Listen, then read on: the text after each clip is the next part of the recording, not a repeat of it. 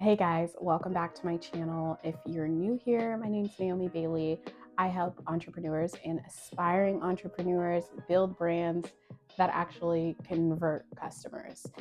So I work full-time as a social media manager and graphic designer at my business, Butler Media. And today I'm going to talk about a topic that I get asked about all the time, and that is, what is branding? A lot of times a branding conversation starts and ends with, branding is not just your logo, which we all know that, but what actually goes into building a brand. I'm gonna go over all the aspects of what a brand is. So whether you're hiring someone to build your brand or you're doing a DIY branding session, this will help you have a business branding that connects with your audience and converts customers. So a little bit of backstory. Before I started my full-time agency, Butler Media, I worked at a real estate brokerage, and I actually built a marketing agency within the brokerage, and we did branding and design for over 700 agents. So me and my team created a lot of logos, but the first step to any of that was we sat down and had a consultation with the agent to establish what they wanted their branding to do and how they wanted it to connect. So I'm gonna walk you through what a consultation will look like so you can ask yourself some key questions.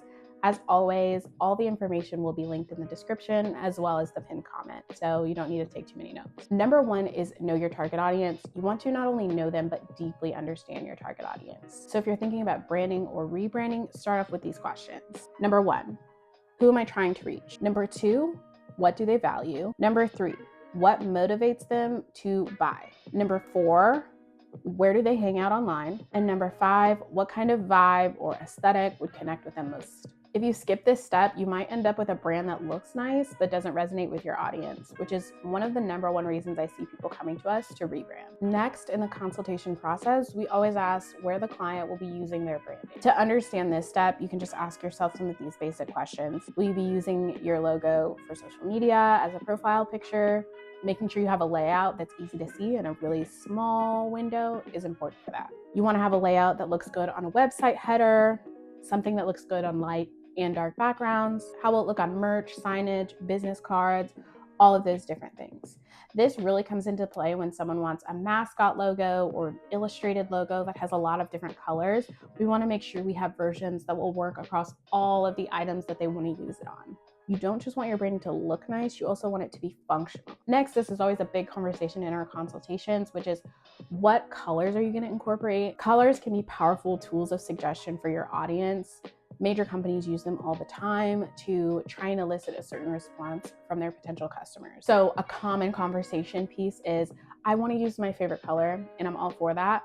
But if your favorite color doesn't really connect with the type of audience you want to reach, it's not always a great place to go. So I'm going to run through just a few of them. Black is like luxury, sophistication. You can think Chanel, Nike, Apple. Yellow kind of elicits like a happy response, and it gives you kind of like warmth, optimism. You can think like McDonald's, IKEA, Snapchat. Green definitely gives like a healthy, eco-friendly vibe. So you can think like Whole Foods, Spotify. Red's giving like energy, passion. You can think Coca-Cola, YouTube. And then blue gives like trust and professionalism. So you can think of like PayPal or American Express. The color you choose for your logo will be an important piece to reinforcing your brand image to your audience. The next step on the consultation process is helping our clients know that branding is more than visuals. So we provide them with the visual aspects like a logo, brand guidelines, and things like that. But we also try to help them understand how they can incorporate those elements into their messaging strategy. So some things that you might want to ask yourself as you're branding or rebranding your business, when you're thinking about your tone of voice. How do you want to sound in emails, captions, on your website? Your messaging. What problems do you solve? What transformation do you offer? Your client experience.